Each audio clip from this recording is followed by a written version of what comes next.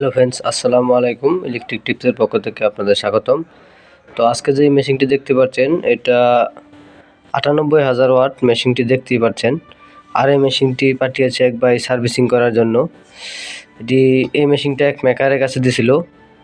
সে উল্টাপাল্টা কাজ করে মেশিনের ১২টা বাজিয়ে দিয়েছে।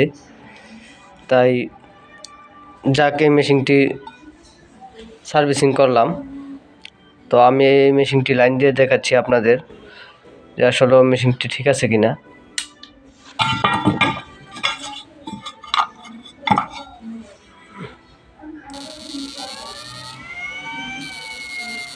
আপনারা দেখতে পাচ্ছেন এই মেশিনটি সম্পূর্ণ